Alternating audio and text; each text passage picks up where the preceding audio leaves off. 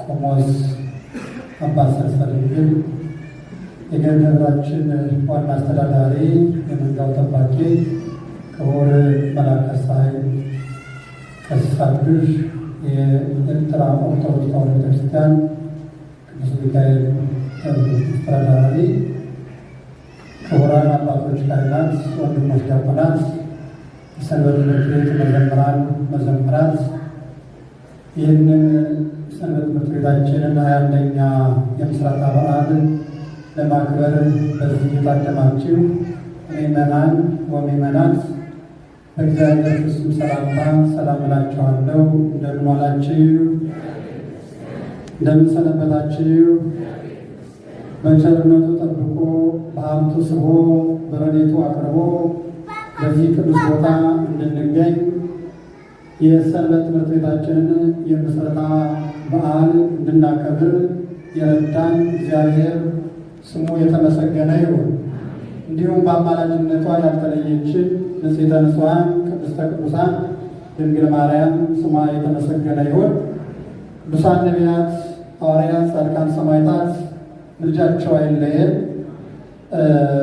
እንደ እግዚአብሔር መልካም ፈቃድ አስቀድሜ በነገርኳችሁ ርዕስ መነሻነት እግዚአብሔር ያስተምረናል፣ ይመክረናል። እኛ ልጆቹ ደግሞ ተምረን እንድንጠቀም እግዚአብሔር ይርዳን። ተጋድል ሰናየ ገድለ በሃይማኖት ለተመጠወ ሕይወት ዘለዓለም። የዘላለም ሕይወትን ለመቀበል መልካሙን የሃይማኖት ገድል ተጋድል።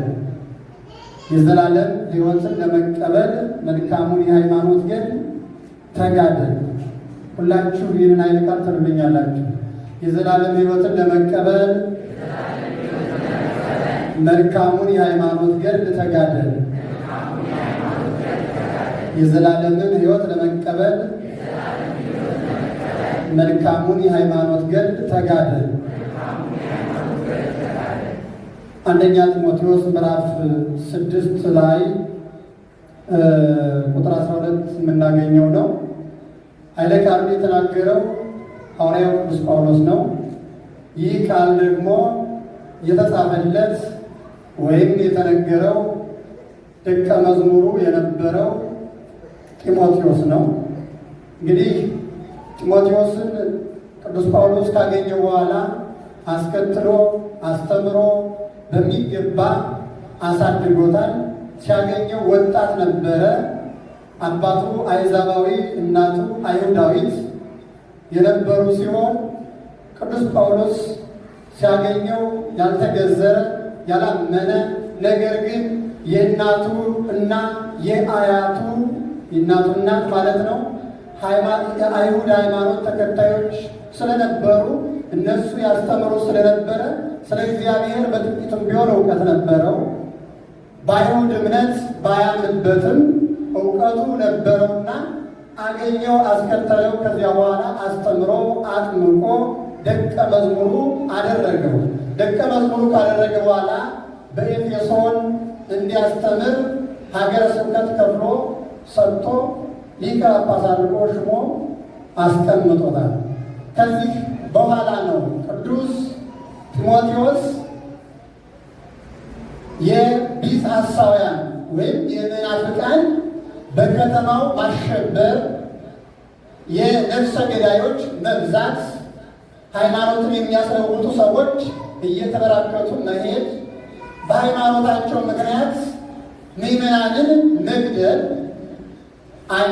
በከተማው አስጨነቀው። ምን አለው? አስጨነቀው። ለሰው ልጅ ምንም ሃይማኖት ቢኖር ሞት ሲመጣ እውነት ነው ያስጨንቃል። መውጫ መግቢያ ሊጠፋ ይችላል። ሰዎች ነንና በሰው ሰውኛው መፍራት ግዴታችን ነው። ጌታችን እንኳን ፈራ ተብሎ ተጽፏል። ምን ስለሆነ? ሰው ስለሆነ ማለት ነው። ሥጋን ለብሶ ስለተገለጠ በዕለተ ዓርብ በመስቀሉ ሰዓት ፈራ ዮሐንስ አፈወርቅ ሰበሰ ይፈርሃ እግዚእነ እንኢተአተተ ፍርሃት እምኔነ። እርሱ ክርስቶስ የእኛን ፍርሃት ሰው ሆኖ ባይፈራልን ኖሮ ፍርሃት ከእኛ ባራቀም ነበር ይላል። ከእኛ ፍርሃት የራቀው እርሱ ሰው ሆኖ የእኛን ፍርሃት ስለፈራልን ነው። እርሱ ሰው ሆኖ የእኛን መከራ ስለተቀበለልን ነው። እርሱ ሰው ሆኖ በእኛ ይደርስ የነበረውን ሁሉ ጽዋቶ መከራ ተቀበልና እኛን ነፃ አወጣን ማለት ነው። ስለዚህ ቅዱስ ጢሞቴዎስም ምንም ቢያደርግ ምንም ቢማር ቢረዳ ቢያውቅ ያመነውን ተረድቶ ቢከተልም ሞቱ አስፈራው። መናፍቃን የሚያመጡት ሁከት፣ ነፍሰ ገዳዮች ማለትም ሃይማኖታችሁን ለውጡ ብለው አሕዛብ የሚያመጡት ክፉ ስራ ሁሉ አስጨነቀውና ጢሞቴዎስ እንዲህ የሚል አሰባሰበ። እኔ አምኛለሁ፣ እግዚአብሔር ካልካልኩት ገነት መግባቴ ማንም የሚከለክለኝ የለም። ስለዚህ ለምንድን ነው በከተማው የምጋደለው? ለምን እሞታለሁ? ወደ ገዳም ገብቼ በበዓት ተከትቼ ለምን አልኖርም? ወሰነ። በዚህ ጊዜ ነው ቅዱስ ጳውሎስ የጢሞቴዎስ መልእክት የተጻፈለት። ይህንን ሲሰማ ቅዱስ ጳውሎስ ሐሳብ መልካም አይደለም፣ አንተ የተጠራው፣ አንተ የተሾምከው፣ የተማርከው፣ ያመንከውን ልትሰብክና በዚያው ደግሞ ልትጋደል ስለሆነ የዘላለምን ሕይወት ለመቀበል መልካሙን የሃይማኖት ግን ምን በላለው? ተጋደል። እርሱም ራሱ ቅዱስ ጳውሎስ በብዙ ጻማ ወሕማም ሀለወነ ንባአ ለመንግሥተ እግዚአብሔር፣ የእግዚአብሔርን መንግሥት በብዙ መከራና ጭንቅ እንገባባት ዘንድ አለን ብሎ በሐዋርያት ሥራ ተናግሮ ነበረ። የእግዚአብሔር መንግሥት የሚገኘው እንዲሁ በቀልድ አይደለም። በጨዋታ በሟርታ በቀልድ ቢሆን ኖሮ ሐዋርያት እንደ ሽንኩርት አይቀለቀሉ ነበረ። ግማሾቹ ሰውነታቸው አቅማዳ እየወጣ አይገደሉ ነበረ። ሌሎቹም ቁልቁል አይሰቀሉ ነበረ። ሌሎቹም በኤድስ ፊደል አማካኝነት ሌሎቹም ድንጋይ ታስሮባቸው ወደ ላይ አይጣሉ ነበረ። ሌሎቹም አንገታቸው በሰይፍ አይቀላም ነበረ። ለምን? መንግሥተ ሰማያት የሚገባው በብዙ መከራና ጭንቅ እንጂ እንዲሁ በመጨፈር በመቀለድ እየበሉ እየጠጡ አይደለም። ሲናገር ቅዱስ ጳውሎስ መንግሥተ ሰማያት ኢኮነት መብልዓ ወመስትዔ፣ መንግሥተ ሰማያት በመብል በመጠጥ የምትገኝ አይደለችም ብሎ ተናግሯል። ስለዚህ አንተ ያሰብኩ ሀሳብ መልካም አይደለም፣ ከእግዚአብሔር ፍቅር የሚያወጣ ከሃይማኖት ነፃ የሚያደርግ ከፍቅሩ ወጥተህ ራስን እንድትጎዳ የሚያደርግ ነውና የዘላለም ሕይወትን ለመቀበል መልካሙን የሃይማኖት ግን ተጋደል። የእግዚአብሔር ሰዎች መልካሙን ገድል የተጋደሉ ሁሉ መንግሥትን ይወርሳሉ። መልካሙን ገድል የተጋደሉ ሁሉ ከእግዚአብሔር ጋር ለዘላለም ነግሰው ይኖራሉ። መልካሙን ገድል የተጋደሉ ሁሉ የእግዚአብሔር ልጆቹ ነው፣ እስከ መጨረሻ ጸንተው ይኖራሉ። ስለዚህ ነው የዘላለምን ሕይወት ለመቀበል መልካሙን የሃይማኖት ገድል ተጋደል ብሎ የጻፈለት። ከዚህ የተነሳ ጢሞቴዎስ በረታ። በዚያው በከተማ ሆኖ ምዕመናንን ማስተማር ጀመረ። ዱላው ሰይፉ የማያስፈራ ሆነ። አሁን በረታ። የእግዚአብሔር ቃል ያበረታል። የእግዚአብሔር ቃል ያጽናናል። የእግዚአብሔር ቃል የጸና ግንብ ነው እንደተባለ ሁሉ ምንም ቢመጣ እንዳንፈራ እንዳንሸሽ ወደኋላ እንዳንል ያጸናናልና ጢሞቴዎስ በረታ። እግዚአብሔር እኛንም ያበርታል። አሁን እኮ ልቦናችን ተሸብሯል። እውነት ለመናገር ተጨንቀናል። የምንጠፋ መስሎናል። በእውነት እግዚአብሔር አያጠፋንም። ለእሱ የማይቻለው ነገር ሆኖ አይደለም። ትንሽ አለች አይደለ? ጥቂት ችግር አለችብን። እኛ እሷን መርሳት የለበትም። ንስሐ ያለ መግባት፣ ያለ መታጠብ፣ ለእሱ ፍቅር አለመንበርከክ፣ በፍቅሩ ጸንቶ አለመቆም። ይቺ ችግር አለችብን። መከፋፈሉ አለብን። ሰላም ማጣቱ አለብን። እርስ በርስ መስማማት የለን። አንዱ ሲነቅፈው፣ አንዱ ሲተቸው፣ አንድ ቃል አንዱ ሲናገር ለትችት የሚነሳው ይበዛል። ስለዚህ እግዚአብሔር እንዳይፈርድ እርሱ የሚፈለግብንን የምንፈልገውን ነገር ሁሉ እንዳያደርግልን ዘጋ ነው። የእኛ ሰላም ማጣት፣ የእኛ አንድነት ማጣት፣ የእኛ መተማማት፣ የእኛ ፍቅር ማጣት የጨለማ መጋረጃ ሆነና ጸሎታቸው ወደ መንበረ ጸባዖት ደርሶ መልስ ይዞ እንዳይመጣ አደረገው የእግዚአብሔር ሰዎች። ስለዚህ ነው እግዚአብሔር አይተዋል። ማንም ያውቃል። እግዚአብሔር በአውሎ ነፋስ ውስጥ መንገድ አለው ተብሏል። ጨለማ ይበግረዋል አይበግረው? እስራኤልን ከግብፅ አውጥቶ ወደ ከነዓን ሲመራ ሲያስገባ ከላይ በደመና ከታች ደመና እየጎዘጎዘ ከላይ ፀሐይ እንዳይመታቸው ደመና እየጋረደ በግራ በቀኝ በፊት በኋላ ደመና እየጋረደ ጠላት እንዳያገኛቸው ሲመራቸው አቅቶታል። አላቃተው። እኛ ለሱ በፍቅሩ በተንበረከን ጊዜ የምንፈልገው ሁሉ ያደርጋል። አሸናፊዎችም ያደርገናል። እውነት እኛም ስንጋደል ሰዎቹን በመግደል አይደለም። ይህ ዋናው ጸሎት ነው መመከቻው። ዋና ሃይማኖትን ጠብቆ በፍቅር መጋደል ነው። ስለዚህ ጢሞቴዎስ ይህንን ሲሰማ በረታ፣ ምዕመናን ማስተማር ጀመረ። በዚያው ጸና፣ ሃይማኖቱን ይሰብክ ጀመረ። ግን በዚህ ምክንያት ተጋድሎ መጣ። ተጋድሎ የማይቀር ጉዳይ ነው። የእግዚአብሔር ሰዎች ተጋድሎ በብሉይ ዘመን ነበረ። በምን ዘመን ነበር አልኳችሁ? በብሉይ ነበረ። ነቢያት ተጋድለዋል። እነ ኢሳይያስ በመጋዝ ተሰንጥቀዋል። እነ ኤርምያስ በአዘቅት ውስጥ ተጥለዋል። እነ አሞጽ አንተ ትናንትና በለስን ጠብቅ የነበርክ አንተ ማን ነህ ለእኛ የምታስተምር ብለው በድንጋይ ደብድበው ገድለውታል። ከነቢያት ማን ያልተደበደባል? ማን ማከራ ያልተቀበላል? በዘመነ ብሉይ ከአባቶች ጀምሮ እስከ ነቢያት መከራ ነበረ፣ ተጋድሎ ነበረ። ነገር ግን ያ መከራ ያ ተጋድሎ ከእግዚአብሔር ያረቃቸው አልቻለም። ለዚህ ነው ቅዱስ ኤፍሬም ወከአው ደግሞ በእንተ እግዚአብሔር ሰማዕታት ስለ እግዚአብሔር ደማቸው ምን አሉ? አፈሰሱ። ስለማን ብለው? ስለ እግዚአብሔር ብለው ማለት ነው። ስለ እግዚአብሔር ብለው። ስለዚህ ተጋድሎ በዘመነ ብሉይ በዘመነ ኦሪትም ነበረ። ነቢያት ተጋድለዋል። ያ ተጋድሎ ደግሞ እስከ ዕለተ ምጽአት ስለሚቀጥል ዛሬም መጣ። ከክርስቶስ ወዲህ ዛሬም ተጋድሏል። ነገም ይቀጥላል የእግዚአብሔር ሰዎች። ስለዚህ ተጋድሎ ትናንት ያለ ዛሬም ያለ ነገም የሚቀጥል ከሆነ የተጋድሎ አይነቶች ስንት ናቸው? ሌሎችን እንመልከትና እንጨርሳለን። 3 አይነት ተጋድሎች አሉ። ስንት አልኳችሁ? 3 አይነት። አንደኛው ለግል ጥቅምና ክብር የሚደረግ ተጋድሎ ነው። ምን አልኳችሁ? ለግል ጥቅምና ክብር የሚደረግ ተጋድሎ። ይህ ተጋድሎ ምንም የማይረባ የማይጠቅም የሚጋደለው ሰው እንኳን ሊጠቅመው ሊያከብረው የማይችል የሚያዋርድ ተጋድሎ ነው የእግዚአብሔር ሰዎች። ምክንያቱም ምድራዊ ጥቅምን፣ ምድራዊ ክብርን፣ ምድራዊ ቁሳቁስን በመፈለግ ስለሆነ ሰውየው የሚጋደለው ሊከብርበት አይችልም። ምክንያቱም የሚፈልገው የሚሰበስበው ገንዘብ ሁሉ በዚህ ምድር የሚቀር እንጂ ተከትሎት የማይሄድ ስለሆነ ማለት ነው። የተፈርሆ ለሰብ ሰው ይበል ወሰብ ይበል ክብረ ቤቱ ሰው ገንዘቡ ቢበዛ ቢበለጽግ አትፍራው፣ ያ ገንዘቡ ወደ መቃብር አብሮት አይወርድምና ይላል። ስለዚህ ሰው ወደ መቃብር የማይወርድ ገንዘብን ለማግኘት፣ ወደ መቃብር የማይወርድ ክብርን ለመቅበር፣ ወደ መቃብር የማይወርድ ጥቅምን ለመፈለግ የሚጋደለው ተጋድሎ ከንቱ ተጋድሎ ይባላል። ከንቱ ተጋድሎ እንዳንጋደል እግዚአብሔር ይጠብቃል። ዓለማት ምንም ለእነዚህ ጥቅስ አያስፈልገው። ነገሥታቱ ገንዘብ ያላቸው ማንኛውም ጉልበታም ሰው ሁሉ የሚያደርገው ተጋድሎ ከንቱ ተጋድሎ፣ ለጥቅማ ጥቅም፣ ለምድራዊ ክብር፣ ከእግዚአብሔር የሚለይ ከሰው የሚያጣላ ብቸኛ የሚያደርግ እሱማ እንዲህ ነው ተብሎ የሚነገርለት ይሄ ክብር ለማግኘት መጋደል ከንቱነት ለእግዚአብሔር ሰዎች። ብዙ ሰዎች በዚህ ከንቱ ተጋድሎ ውስጥ አሉ። አሁን ብዙዎቹ እንደዛ ናቸው። በሚያሳዝን መልኩ የሀገር መሪዎች በከንቱ ተጋድሎ ውስጥ ናቸው። ነገ የሉም። ትናንት ቅዱሳን ነገሥታት ነበሩ፣ ክፉዎችም ነበሩ። ከክፉዎችም ደጋጎቹም ዛሬ የሉም።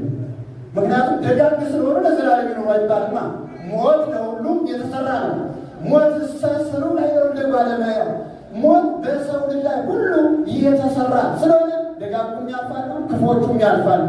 ነገር ግን ከንቱ ተጋድሎ ያልተጋደሉ ደጋግ ሰዎች ሲከብሩ ከንቱ ተጋድሎ የተጋደሉ ሰውን ያስጨረሱ፣ ሰላምን ያሳጡ፣ እነዚህ ሁሉ ወደ ሲኦል ወደ ጥልቁ ወርደው ከዲያብሎስ ጋር ሲሰቃዩ ይኖራሉ። ስለዚህ ተጋድሏችን የትኛው ነው? ሚናችንን እንለይ። እግዚአብሔር ሰዎች ሚናችንን እንለይ። የትኛውን ተጋድሎ ነው የምንደግፈው? የትኛውን ተጋድሎ ነው እየተጋደልን ያለ ነው? እንደው ለጥቅማ ጥቅሙ፣ ለወገኑ፣ ለዘር፣ ለጎሳ የትኛውን ተጋድሎ ነው እየተጋደልን ያለ ነው? ብዙ ሰው እዚህ ላይ ነው ተጠምዶ ያለ የእግዚአብሔር ሰዎች በሚያሳዝን መልኩ ኦርቶዶክስ ሆኖ ክርስቲያን ሆኖ የዘር ጨዋታ ከተጫወተ፣ የጎሳ ጨዋታ ከተጫወተ፣ የሙስና ጨዋታ ከተጫወተ የሰው ከንቱ ተጋድሎ ላይ ነው ማለት ነው። እዘኑለት፣ ጸልዩለት። ያሳዝናል። እውነት ለመናገር እግዚአብሔር ከነገድ ከሕዝብ ከአሕዛብ ዋጀን ነው የተባለው። በደሙ ዋጀን ከነገድ ከሕዝብ ከአሕዛብ አንድ ያደረገ ክርስቶስ በመስቀል ተሰቅሎ ዲያብሎስን ጠርቆ ሕዝብና አሕዛብን አንድ ያደረገ። የተለያዩትን አንድ ለማድረግ ነው የመጣው ክርስቶስ።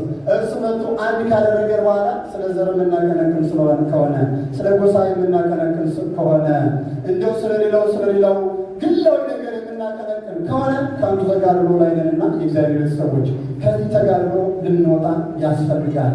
ይህ መጀመሪያው ከንቱ ተጋድሎ ለጥቅማ ጥቅምና ለጊዜያዊ ጥቅም ለጊዜያዊ ክብር በዚህ ምድር ብቻ ለምንጠቀመው ብለን የምናደርገው ተጋድሎ ጥላቻ የተሞላበት ሕይወት ይህ ከንቱ ተጋድሎ ነውና ከዚህ ይጠብቀን እግዚአብሔር። ብዙዎቹ ግን በዚህ ተጠምደው ነው ያሉት። በዓለም ሁሉ ደግሞ በሀገራችን ብሷል ዘረኝነቱ። እንዴት ኦርቶዶክስ አንድ ክርስቲያን ነው አያችሁ። ቅዱስ ጳውሎስ ምን አለ መሰላችሁ? እናንተ የምትበሉት እንጀራ የምትቆርሱት እንጀራ አንድ አይደለምን? የምትጠጡት ጽዋ አንድ አይደለምን? ይላል። አንድ እንጀራ እየበሉ አንድ ጽዋ እየጠጡ የማለት ነው። አንድ ሥጋውን ለእግዚአብሔር እየተቀበል አንድ ደሙን ለእግዚአብሔር እየጠጣን አንድ ክርስቶስን ለብሰን እየኖር በአንዲት ኦርቶዶክሳዊ ተዋሕዶ ሃይማኖት ጥላ ስር ተከልለን መከፋፈል ይህ ከንቱ ተጋድሎ ነው። ስለዚህ ያኔ ክርስቶስ ሲመጣ ዘራችን ያድነንም፣ ያኔ ክርስቶስ ሲመጣ ጎሳችን ያድነንም፣ ያኔ ክርስቶስ ሲመጣ የሚያድነን ምኑ ነው?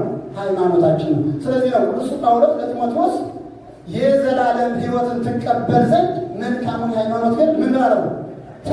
አያችሁ፣ መልካሙን የሕይወት የዘላለም ሕይወት መቀበል የምንችለው ይህንን መልካሙን ተጋድሎ ስንጋደል ነው። ስለዚህ ከከንቱ ተጋድሎ፣ ከምድራዊ ተጋድሎ፣ ከዘር ከጎሳ ከነዚህ ነገሮች ሁሉ እግዚአብሔር ይጠብቀን ያውጣል። ወደዚያ ለመግባት እያኮበኮብ ያለን ሰዎችም ካለን ልብ እንግዛ። እኛ የክርስቶስ ነን። ክርስቶስ በደሙ ገዝቶናል እንጂ ማንም ሰው አገልጋዮች ልንሆን አይጠበቅብንም። የእግዚአብሔር ሰዎች እኛ የወንጌል አገልጋዮች ነን። እኛ የክርስቶስ እንደራሴዎች ነን። እኛ የእሱ ልጆች ነን። የእግዚአብሔር ልጅ የሆነ ደግሞ የማንም ሰው መጫወቻ ሊሆን አይገባውምና ከከንቱ ተጋድሎ እንድንወጣ እግዚአብሔር ይርዳን። ሁለተኛው አንዲት ሉዓላዊት ሀገርን ለመድፈር ከውጭ ሀገር ጠላት ሲመጣ የሚደረግ ተጋድሎ ነው።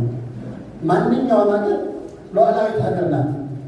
ራሷ በራሷ ማስተዳደር፣ ራሷን በራሷ ጠብቃ፣ ራሷን በራሷ መርታ መኖር፣ ሉዓላዊነቷን ጠብቃ መኖር መብቷ ነው። ይህን ለመዳፈር ጠላት ከውጭ ሲመጣ የሚደረግ ተጋድሎ አለ። ይህ በመጽሐፍ ቅዱስ ሁሉ ያለ ነው። ይሄ ተጋድሎ ለሀገር ተብሎ የሚደረግ ተጋድሎ ነው። ይሄ ተጋድሎ ከጠላት ወረራ ሀገርን ለመጠበቅ የሚደረግ ተጋድሎ ነው። ለምሳሌ በሀገራችን ጣሊያን ሲመጣ የተደረገው ተጋድሎ ነው። ከዚህ ውጭ ያለ እንደዛ አይነቱ ማለት ነው። እንዴት አይነቱ አልኳቸው? ጣሊያን በመጣ ጊዜ አባቶቻችን ያደረጉት ተጋድሎ እሱ አንድ የተጋድሎ መስመር ነው። መጽሐፍ ቅዱሳዊ ተጋድሎ ነው። እግዚአብሔርን የሚፈቅደው ነው። መጽሐፍ ቅዱስ ስታነቡ መጽሐፍ ሳሙኤልን፣ መጽሐፈ ነገሥትን እንዲሁም ዜና መዋዕል ስታነቡ ይሄ በደንብ ታገኙታላችሁ። እግዚአብሔር ሰዎች ሀገርን ለመዳፈር ጠላት ከመጣ ገጠማል፣ ተጋድሎ አለ። ያ እውነተኛው ተጋድሎ ሀገርን ከመጠበቅ የተነሳ ነው። እውነተኛው ተጋድሎ ለሀገር ከመቆም የተነሳ ነው። ጠላት የውጭ ጠላት ሲመጣ ሀገርን መጠበቅ ሰማዕትነትም ነው። በነገራችን ላይ አንድ ሰው የውጭ ጠላት መጥቶበት የዛ ጊዜ እየተዋጋ ቢሞት እንኳን ሰማዕት ነው። በቤተክርስቲያናችን ትምህርት ሀገርን ከመጠበቅ ስለሆነ ማለት ነው። እርስ በርስ ሲሆንስ ተጋድሎ አይደለም። የአሁኑ ግን እርስ በርስም አይደለም። በነገራችን ላይ ኦርቶዶክስን ለማጥፋት የሚደረግ ተጋድሎ ነው አሁን ያለው በሀገራችን። ስለዚህ እንዲህ አይነቱን ተጋድሎ ልንሸሸው ያስፈልጋል። ሀገርን ከመጠበቅ የተነሳ ተጋድሎ አለ። አሁን እንጋደላለን፣ ሁላችንም እንጠብቃለን፣ ሀገራችንን እንጠብቃለን። ጠላት ይመጣ ለምሳሌ ይመጣ ይህ ግጭት መስራታችን ነው። ሀገራችን እኛ ገብተን እንደፈለግ እናደርጋለን ቢሉ ያስገባል የለ መረፍት ሰምታለን። ለምን ሀገርን ከመጠበቅ የተነሳ ስለሆነ። ከዚያ ውጭ ግን ዛሬ ተዘመጠብን እኛ ላይ ነው የሚያሳዝነው። ስለዚህ ልናስ ያስፈልጋል። የእግዚአብሔር ሰዎች ሀገርን ከመጠበቅ የተነሳ ኦርቶዶክሳውያን ዋናዎች ናቸው። ማንም የሚቀድማቸው የለም። የጣሊያን መምጣት ጊዜ የነበረው ታሪክ ስናጠናቆ ቀዳሚዎቹ ኦርቶዶክሳውያን ናቸው። ታቦታቸውን ይዘው ሰማዕቱ ቅዱስ ጊዮርጊስን ይዘው ስዕላቸውን ይዘው ታላቋ የአክሱም ስዕል ወጣ ንግሥቲቱ ንጉሱ ወጥተው እየጸለዩ ካህናቱ ላይ ያደረሱ ይኮ አያችሁ። ሀገርን ከመጠበቅ የተነሳ ስለሆነ ተጋድሎ መጽሐፍ ቅዱሳዊ ስለሆነ ታቦት ወጥቷል። እንደዚህ አድርጋ ያከበረች የተጋደለች ሀገሯን የጠበቀች ቤተክርስቲያን ዛሬ እየተቃጠለች አለችው። ዛሬ እየተሰደደች አለችው። ዛሬ እየተወጋች አለችው። ዛሬ ሰላሟን አታ ማደሪያ ዋሎችበት አታድር አደረችበት አትውል። አስቡት እስኪ ቤተክርስቲያን ህንፃውን ብቻ ትይዙ ይመናል። እኛ መመካከር አለብን። እርስ በርሳችን መፈቃቀር አለብን። እኛ አንድ መሆን አለብን። አንድነት ከሌለ እንዴት ይሆናል? ዘርጋብን አንዱ ሲያዝ ጥቃት ማለት ተሰብስባ ስትሆን አንበሳውን አሳብ አስቀራለች። በንጥርነት በብቸኝነት ግን ሊሆን አይችልም። ደግሞም እኮ እዚያ ለምሳሌ አርሲ ላይ ሲገደሉ ወገኖቻችን የኛ ገር የተቆረጠ ነው። ቤተክርስቲያን ምንድን ናት? ስንት ናት? አንዲት ናት። ሁለት ርዕስ ወነን አባል ክርስቶስ ራስ ነው የማን ይህ ቤተክርስቲያን፣ እኛ ደግሞ አካላት ነን። ስለዚህ እዚያ እንደሚሆን ሲገደል የእኛ ገር እየተቆረጠ ነው ማለት ነው። አስቡት ምንን አስቡት። ስለዚህ ይህ ተጋድሎ ትክክለኛ ያልሆነ የተወሰኑ ወገኖች የራሳቸውን ጥቅማ ለማስከበር ቤተ ክርስቲያን የሚወጉበት መስመር ስለሆነ ሊቆም ያስፈልገዋል የእግዚአብሔር ሰዎች። ስለዚህ ሀገርን ከመጠበቅ የተነሳ የሚደረግ ተጋድሎ ሰማዕትነትን ጭምር ነው። ይህ ሁለተኛው ነው። ሶስተኛ እና የመጨረሻው የዘላለም ሕይወትን ለማግኘት የሚደረግ ተጋድሎ ነው። ምናልባችሁ የዘላለም ሕይወትን ለማግኘት የሚደረግ ተጋድሎ ነው። በጥቅሳችን በመምሪያው በርዕሳችን እንዳየነው የዘላለም ሕይወትን ትቀበል ዘንድ መልካሙን የሃይማኖት ግን ምን በል ያለው ተጋድሎ። ይሄ የዘላለም ሕይወት ማግኛ ነው። ያለዚህ መንፈሳዊ ተጋድሎ፣ ያለዚህ መልካም ተጋድሎ፣ ያለዚህ ሁለንተናዊ ተጋድሎ መንግሥተ ሰማያት ሊገኝ አይችልም። ቅዱስ ጳውሎስ በሁለተኛ ጢሞቴዎስ ምዕራፍ 4 ቁጥር 8 ላይ ሲናገር ሰናየ ገድለ ተጋደልኩ፣ መልካሙን ገድል ምን እያለሁ አለ ሩጫዬን አያችሁ። መልካሙን ገድል ተጋድያለሁ፣ ሩጫዬን ጨርሻለሁ፣ ከዛ ሃይማኖቴ ምን ብያለሁ ጠብቄያለሁ። እንግዲህ የጽድቅ አክሊል ምን ሆኖልኛል ተዘጋጅቶልኛል። እሱንም ጻድቅ ፈራጅ የሆነው ጌታ ያን ጊዜ ለእኔ ምን ይላል ያስረክባል። ለእኔም ብቻ አይደለም ለሚጠባበቁት ሁሉ ነው እንጂ ብሎ ዛሬም ተጋድሎ እንዳለ እስከ ለተምሳት ተጋድሎም እንደሚቀጥል አስቀድሞ ነግሮናል የእግዚአብሔር ሰዎች። ለዚሁ ለደቀ መዝሙሩ ለጢሞቴዎስ ከጻፈው ከሁለተኛው መልእክት እናገኘው። ስለዚህ መልካም ገድል መጋደል ለመንግሥተ ሰማያት ያበቃል። መልካም ገድል መጋደል የዘላለም ሕይወትን ማግኛት መስመር ነው፣ መንገድ ነው። ይህን ተጋድሎ ያልተጋደለ መንግሥተ ሰማያት አይገባም። በምን መስመር ማለት ነው? ተጋድሎ ግን የተለያየ ነው። አንደኛ በፍቅር ነው የምንጋደለው። በምን አልኳችሁ? ሃይማኖትን ጠብቆ በፍቅር ነው የሚጋደለው ሰው። እርስ በርስ ተስማምቶ ሲኖር እሱ ተጋድሎ ነው። እርስ በርስ ተከባብሮ ሲኖር እሱ ተጋድሎ ነው። እርስ በርስ በስምምነት በደስታ ወንድሜ እህቴ እየተባባለ ሲኖር እሱ ተጋድሎ ነው። ፍቅር ሲጠፋ ደግሞ ተጋድሎ ጠፋ ማለት ነው። ስለዚህ ነው እንግዲህ የእግዚአብሔር ቤተሰቦች ፍቅር ሊኖረን የሚያስፈልገው አንዱ ተጋድሎ ስለሆነ ነው። ያለ ፍቅር እግዚአብሔርን ማየት አይቻልም። እግዚአብሔር ምን ስለሆነ? ፍቅር ስለሆነ። ፍቅር የሌለው እግዚአብሔር ሊሆን አይችልም ማለት ነው። ይሄ ፍቅር ደግሞ ምንድን ነው? ተጋድሎ ነው። ምክንያቱም ሰውን ሁሉ መውደድ ይከብዳል። አንዳንድ ስናስብ እሱ እንደዚህ እያደረገ እሷ እንደዚህ እያደረገ በእሱ ምክንያት አለ እንዲሆኑት እኔ እንደዚህ ከብረ የነበረ ሸለም የነበረ የቀረብኝ በእሱ ምክንያት አለ እንዴ? እሷ ግን ባለፈ እንደዚህ ብላኝ፣ እሱ ባለፈ እንደዚህ ብሎኝ። ይህ በክርስትና ውስጥ አይሰራም። የእግዚአብሔር ሰዎች ይህንን ሁሉ ትቶ በፍቅር መኖር ተጋድሎ ነው። ይሄ ተጋድሎ የዘላለም ሕይወት መቀበያ መንገድ ነው። ይሄ ተጋድሎ ወደ እግዚአብሔር መንግሥት መግቢያ በር ነው። ወደ እግዚአብሔር መንግሥት መግቢያ በር ነው።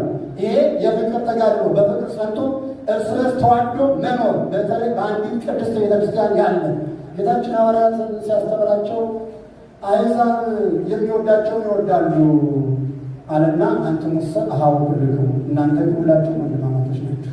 ከእናንተ ትልቅም የለም ትንሽም የለም፣ ሁላችሁ ምንድን ናችሁ አለ? እኩል ናችሁ አለ። ወንድማማቾች ናችሁ። አሁን እኛ ሁላችን ወንድማማቾች እህትማማቾች ነን። በእኛ ውስጥ ምን ሊገባ የሚገባው ነገር የለም። ይህ ማለት እዚች አጥጋ ያለን ብቻ ሳይሆን ኦርቶዶክሳዊ ተዋሕዶ ቤተክርስቲያን ስር ያለን ምዕመናን በፍቅር ታንጸን በፍቅር ጸንተን በፍቅር እግዚአብሔር እያገለገል ንስሐ እየገባን ሥጋውን ደሙን እየተቀበል ስንኖር እሱ ተጋድሎ ነው። የእግዚአብሔር ሰዎች ይህ መጀመሪያው ተጋድሎ ነው። ፍቅር የሌለው ሰው አልተጋደለም። ፍቅር የሌለው ሰው ምን ተጋድሎ አለው? ፍቅር የሌለው ሰው ከንቱ ነው አይደል? ቅዱስ ጳውሎስ እንደተናገረው አንደኛ ቆሮንቶስ ምዕራፍ 13 ላይ ፍቅር ከሌለ ምንድን ነኝ አለ? እመኔው ሀልቁ ሥጋዬ ለመጥፋት ሰውነቴን ለሰይፍ አሳልፌ ብሰጥ ፍቅር ከሌለኝ ልብ በሉ ሰማዕት ሆኖ ፍቅር ከሌለው እንኳን አይሰጥም ማለት እኮ ነው። እዚህ ላይ በትርጓሜ የተተረጎመ አለ። አንዱ ደቀ መዝሙር መምህሩ አዝዞት ሲሄድ ሰማዕታት እየተጋደሉ በሰይፍ እየተቆረጡ አያቸው። እንዲህ ይህን የመሰለ ሰማዕትነትማ ሊያልፈን አይገባም አለና የመምህሩን ትእዛዝ ሳያደርስ ሄዶ ተቆረጠ አንገቱ፣ ሰማዕት ሆነ። ከዚያ ከሞቱት የተረፈ አንድ ምዕመን የሰማዕታቱን አጽም እየሰበሰበ ሊቀበር ሲል ወደ ቤተክርስቲያን ካስገባው በኋላ የዚህ ሰው ያስ በገዛ እጁ ወጥቶ ውጭ ወድቅ። አሁንም ወስዶ ሲያስቀምጠው ወደ ውስጥ ያስገባው አሁንም ወጥቶ ይወድቅ። አሁንም ደግሞ ወሰደ።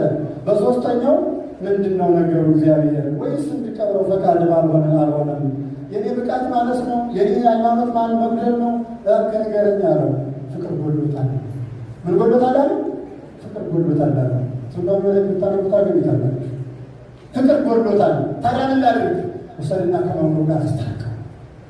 የመምህሩ ትእዛዝ ባለመፈጸሙ ፍቅር ጎድሎታልና በሰይፍ ስለተቆረጠ አልቀበለውም አለው እግዚአብሔር። አያችሁ፣ ለዚህ ነው ቅዱስ ጳውሎስ ሥጋ ለሰይፍ ብሰጥ እንኳን ፍቅር ከሌለ ምንም ነኝ። ስለዚህ በፍቅር እንጋደል ምእመናን። ፍቅር ይኖራል።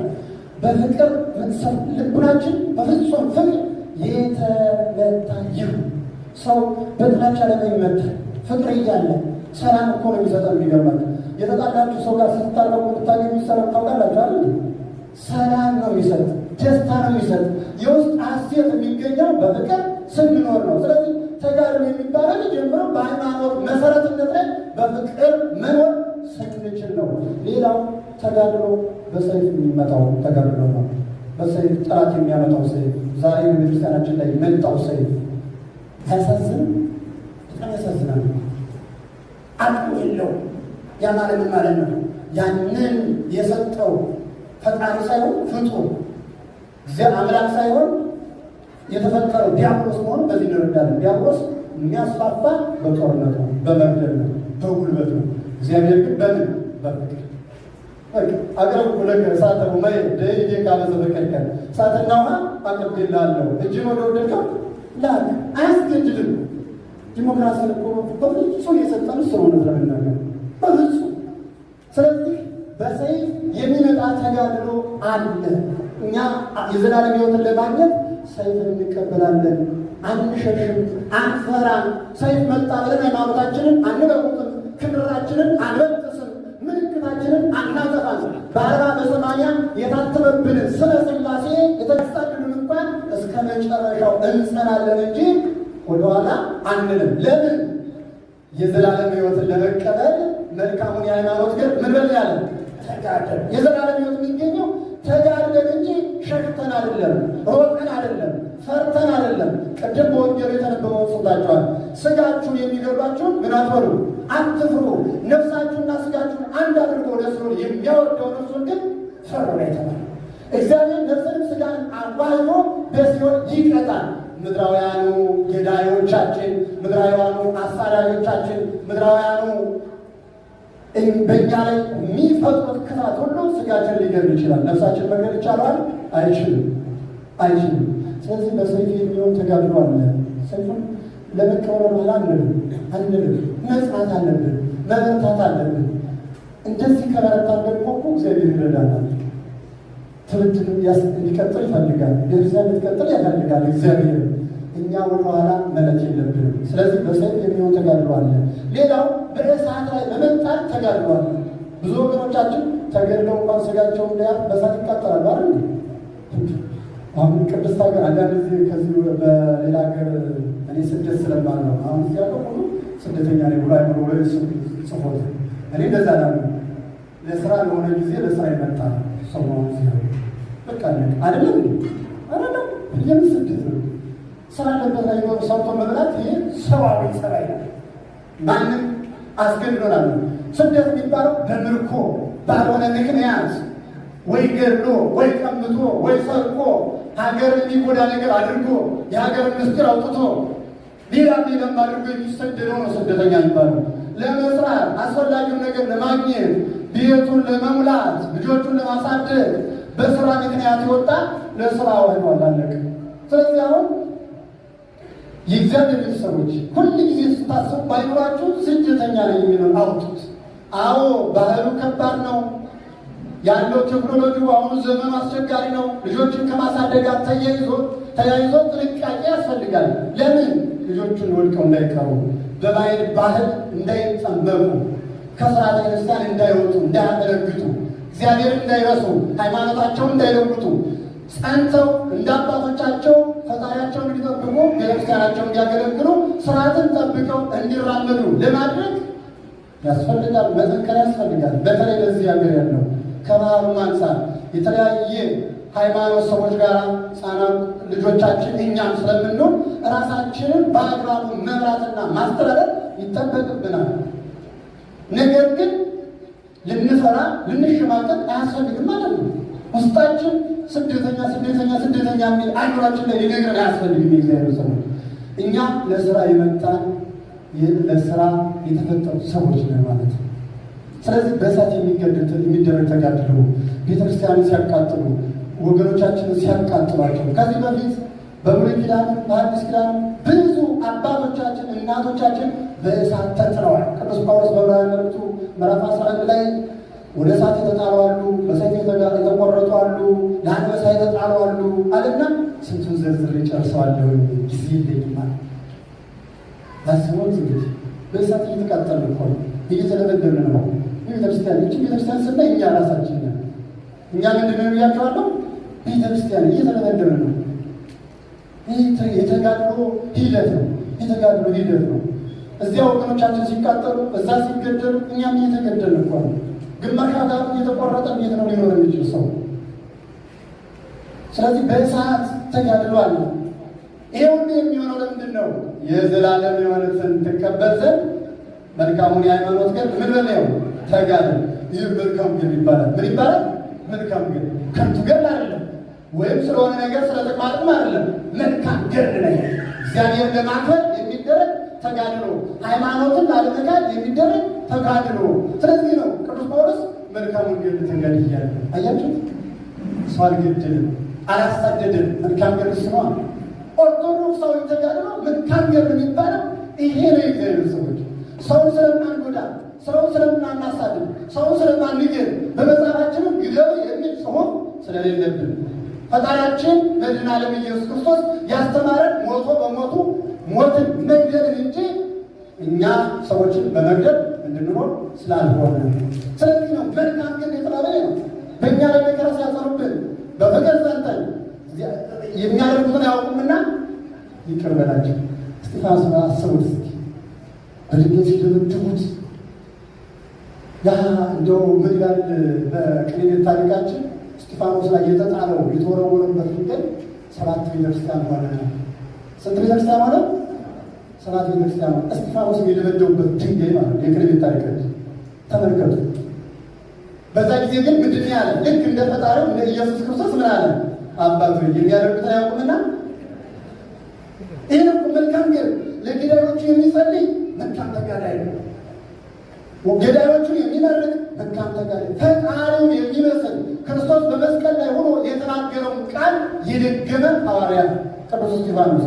ዛሬ ይህንን እኛ ልንደግም ያስፈልጋል። መልካም ገር የምንጋደል መልካም ገር የሚባለው ሃይማኖትን ጠብቆ ሰውን ሳይረግሙ፣ ሳይጠሉ፣ ሳይተቹ፣ ሳያሳድዱ፣ ሳይገድሉ፣ ሳይመቀኙ በፍቅር ጸንተው ሃይማኖትን ጠብቆ የሚደረገው የዘላለም ሕይወትን ለመቀበል የሚደረገው ተጋድሎ መልካም ገር ስለሆነ ነው። ቅዱስ ጳውሎስ መልካሙን ገር ተጋድያለሁ፣ ሃይማኖቴን ጠብቄአለሁ፣ ሩጫዬን ጨርሻለሁ ያለው። ሩጫ ሃይማኖት ሩጫ ነው።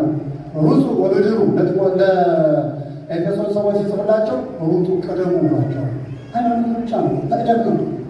ቁጭ ብሎ አይደለም ኳሷን የሚለጋት ወይም ቁጭ ብሎ አይደለም ሩጫውን ሩጦ የሚጨርሰው ለሽልማት የሚበቃው ሩጦ ሲቀድም ነው። ስለዚህ መልካሙ ገር እየተጋደልን ነውና እንበርታ። ይህ መልካም ገር በእሳት አለ ነው ናቸው። በእሳት እየተለበለበች ነው ቤተክርስቲያን፣ በእሳት እየተቃጠሉ ነው ወገኖቻችን። እነሱ ሲቃጠሉ እኛም እየተቃጠሉ ነው። ቅዱስ ጳውሎስ በዕብራውያን መልእክቱ ሰማዕታትን ከእነሱ ጋራ እስረኞችን ነው የሚለን። እነሱ ጋር እንደታሰራችሁ ሆናችሁ አስቧቸው። ምን አልኳችሁ? ምዕራፍ 13 ላይ የምናገኘው እስረኞችን ከእነሱ ጋር እንደታሰሩ ሆናችሁ እንደታሰራችሁ ሆናችሁ አስቧቸው። የሚገርም ቃል ነው። ልክ እስረኛ የምንረዳው እኛም ስንታሰሩ፣ ካልታሰሩ ልንረዳው አንችልም። ሰማይ ብቻ ያያል። ወደ ውጭ እንኳን ቢወጣ ወደ ግራ ወደ ቀኝ ህንፃ ነው፣ የሚያየው ነገር የለም። ቤቱን በራሱ ጊዜ ይዘጋል፣ ከውጭ ተቆልፎበት ይሄዳል። ልክ እንደዚያ ሁናችሁ እናንተ ማስባቸው። ለምን? አካላቶቹ ናቸዋል። ቤተክርስቲያን አንዲት አካል ናት። ራሷ ክርስቶስ የሆነላት አንዲት አካል ስለሆነች ቤተክርስቲያን ሁላችን አንድ ስለሆን እዛ የምትቃጠለው ቤተክርስቲያን እኛም እየተቃጠል ነው። ስለዚህ ተጋድሎ በእሳት መቃጠል አለ። ሌላው ተጋድሎ ወደ ባህር በመጣል አለ።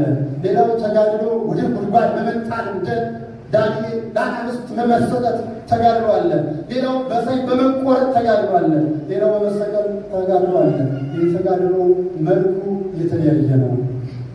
በእሳትም የተቃጠለው፣ በሰይፍም የተቀላው፣ ወደ ጉድጓድም የተጣለው፣ በባህር የተጣለው በፍቅር ጸንቶ ሃይማኖቱን ጠብቆ ፈጣሪውን አክብሮ ከወንድሞቹ ጋር ወንድሜ ወንድሜ እህቴ እህቴ እየተባለ እያለ በፍቅር ሃይማኖቱን ጠብቆ የሚኖረው ምንም ተጋድሎ ነው የእግዚአብሔር ሰዎች። ስለዚህ ነው ቅዱስ ጢሞቴዎስ ወደኋላ ሲያፈገፍግ ሲፈራ ወደ ገዳም ገብቼ ራሴን ጠብቄ ለምን አልኖርም እዚህ መከራ መቀበል የምደረደብ ለምንድን ነው ብሎ ሲያስብ የዘላለም ሕይወትን ለመቀበል መልካሙን የሃይማኖት ገድ ምን በላለው? አታፈግፍግ፣ ወደኋላ አትበል፣ አትፍራ። አባቶች ነቢያት የሞቱለትን ያመንከውን አምላክን አክብረው። ስለዚህ መልካሙን ገድ ተጋደል ብሎ መልካሙን ገድ እንዲጋደል መከረው። ዛሬ ለኛ ይህ መልካም ገድ በሁላችን ላይ አለ። በፍቅር ጸንተን የሚመጣብንን ሁሉ መንፈሳዊ ተጋድሎ እንድንመክት እንድንጋደል እግዚአብሔር ይርዳን። አባቶቻችን አስቀድመው ሃይማኖታቸውን ጠብቀው መልካሙን ገድል እንደተጋደሉ እኛም ሃይማኖታችንን ጠብቀን ለልጆቻችን ለማስረከብ መልካሙን ገድል እንድንጋደል ያስፈልጋል። ልጆቻችን እኛ የምናደርገውን ነገር ያያሉ። ከማስተማር ይልቅ በተግባር ማሳየት በጣም ይወደዳል። በጣም ይወደዳል። አንዳንድ ጊዜ ጆሮ አባገሪ ከሚያደርጉ በቃ አካሄዳችን ሁሉ ምናምን እንላለን አይደል? ይለች ከማስተማር ይልቅ ተግባራዊ ስራ ስንሰራ ሰው ይመጣል። ስለዚህ ተጋድሎ በብዙ መልኩ ነው። በተለይ በዚህ በባዕድ ሀገር ሃይማኖትን ከመጠበቅ ጋር፣ ስርዓተ ክርስቲያን ከመጠበቅ ጋር፣ ልጆችን በአግባቡ ከማሳደግ ጋር፣ በመስሪያ ቤታችን ከጓዶቻችን ከባልንጀሮቻችን ጋር የማይገባ ነገር ካለን በመናገር ራስን ሳናረክስ መጠበቅ የሁሉ ተጋድሎ ነው። በተለይ ደግሞ ልጆችን ቀርጾ ማሳደግ ልክ ሰንበት ትምህርት ቤታችን እንደሚሰራው መድከም፣ ስለ እነሱ መድከም፣ ዙም እንኳን ገብተው እንዲማሩ ማድረግ፣ አብረው ቁጭ ብሎ የሚማሩትን መከታተል ተጋድሎ ነው። ይህ ሰንበት ትምህርት ቤታችን እየሰራው ያለ ስለሆነ በጨፋ የሚናገር ስለፈለኩ ነው። ይህ ተጋድሎ ነው። ልጆቹን በአግባቡ አለማሳደግ ደግሞ ከተጋድሎ ውጭ መሆን ነው የእግዚአብሔር ሰዎች። ስለዚህ ተጋድሎ መልኩ ብዙ ነው። ምንድነው አልኳችሁ? መልኩ ተናገሩላችሁ። መልኩ ብዙ ነው። ልጅን ማሳደግ በአግባቡ ተጋድሎ ነው። በተለይ ሴቶች አንደኛ ጢሞቴዎስ ምዕራፍ 2 ቁጥር መጨረሻ ላይ አንብቡት። ሴት ልጅ ወልዳ በስርዓት ሰርታ ቀጣ ብታሳድግ ትጸድቃለች ተብሎ ተጽፎላችኋል። እንግዲህ ካሳደጋችሁ ትጸድቃላችሁ፣ ደግሞ ካላሳደጋችሁ ያው ነው። ምን ይደረግ? ይሄ ተጋድሎ ነው የምላችሁ የእግዚአብሔር ሰዎች፣ ተጋድሎ ነው። በአግባቡ ልጅን ቆንጥጦ ስርዓት አስይዞ ማሳደግ፣ ፈሪሃ እግዚአብሔር እንዲኖረው ማድረግ ተጋድሎ ነው። በሚፈልጉት ሁሉ ቀርቦ ማገዝ ተጋድሎ ነው። ስለዚህ ሰንበት ትምህርት ቤቱ በሚያዝዘና በሚፈራን ጊዜ ሁሉ እሺ ደጀ ብሎ መጥቶ ልጆች እንዲማሩ ማድረግ፣ ቤታቸው ሆነው እንዲማሩ መርዳት እሱ ተጋድሎ ነው። ይህ ሁሉ የገድል መልኩ ብዙ ስለሆነ በየመልኩ በየፈርጁ እንድንጋደል ሃይማኖታችንን ጠብቀን በፍቅር ጸንተን እንድንኖር እግዚአብሔር ይርዳን። የዘላለም ሕይወትን ለመቀበል በሉ መልካሙን የሃይማኖት ገድል ተጋድል። ከንቱን ሳይሆን ክፉን ሳይሆን መልካሙን የሃይማኖት ገድል እንድንጋደል እግዚአብሔር ይርዳን። ያስተማረን የመከረን የገሰጸን የአባቶቻችን አምላክ ስሙ የተመሰገነ ይሁን። ወስብሐት ለእግዚአብሔር። ይቆየን።